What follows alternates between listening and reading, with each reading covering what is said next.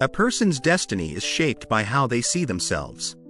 Philosopher Marcus Aurelius once said, "Our life is what our thoughts make it." When someone believes they are small or insignificant, they unconsciously shrink their actions, their opportunities, and even their dreams. But when a person changes the way they see themselves, the world around them begins to change as well. Today's story reveals a powerful lesson and opens a journey of reflection, showing how one person can change their fate simply by changing the way they think about who they are. Long ago, in a railway station that was always crowded, there lived a man on the margins of passing trains. He never went anywhere. He simply sat there every day, holding out his hand and asking money from people waiting for their trains. Most people walked past him as if he were a post or a wall. Some dropped a few coins. Others turned away. He was used to it. He believed this was his place in life. Until one morning, that day, amid the rushing crowd, another man stepped onto the platform. He was well dressed, his movements calm and unhurried. The beggar noticed him and thought to himself that this man must be wealthy.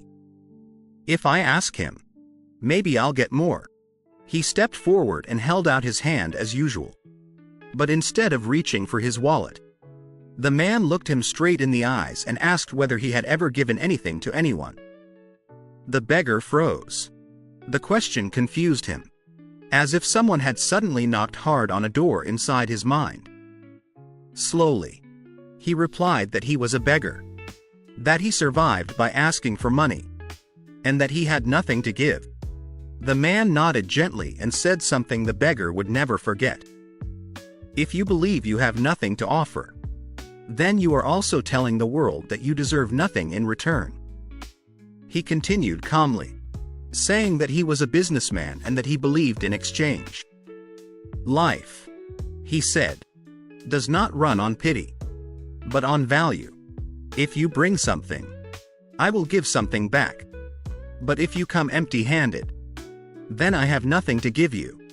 With that, he boarded the train. The doors closed, and the beggar stood there, motionless. That day, for the first time in his life, the beggar did not feel offended. He felt shaken. All day long, he did not ask for a single coin. One question echoed endlessly in his mind. "If I bring nothing, why should anyone give me anything?" That night, he lay awake for hours. Not because of hunger, but because a thought kept growing louder in his mind. "Do I really have nothing to give?" 2 days passed. He still sat at the station. But he did not beg. He only watched and thought. On the 3rd day, his eyes stopped on a small corner near the tracks. There, among dust and steel, wildflowers were blooming. No one cared for them. No one noticed them. Yet they were vibrant and alive. In that moment, an idea flashed through his mind. "If I don't have money to give, why not give something else? If I offer something small, will life respond?" He stood up, picked a few flowers, and returned to his usual spot. This time, when someone placed a coin in his hand, he didn't just nod. He smiled and handed them a flower in return. The reaction surprised him. People stopped. They looked at him. Some smiled. Some said thank you.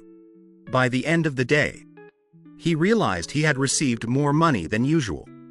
In the days that followed, the pattern continued.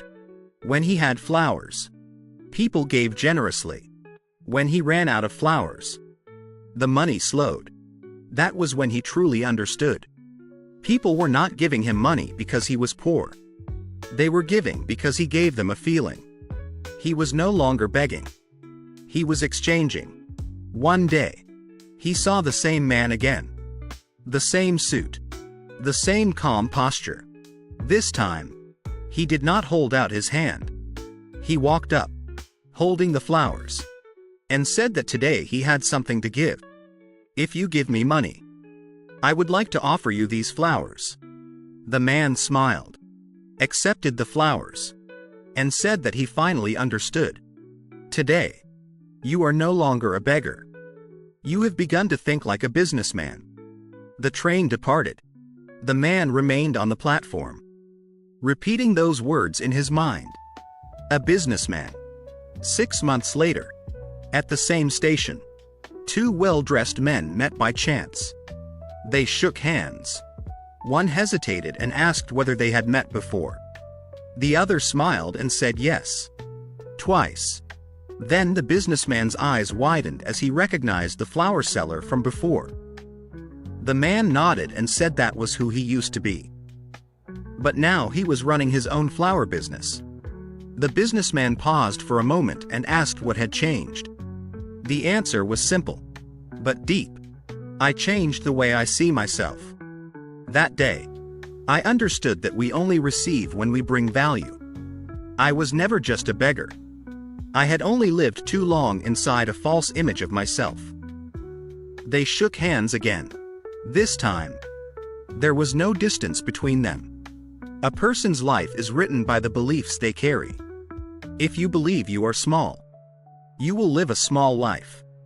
But when you recognize the value within you, the world begins to respond differently. So don't lock yourself inside an old label.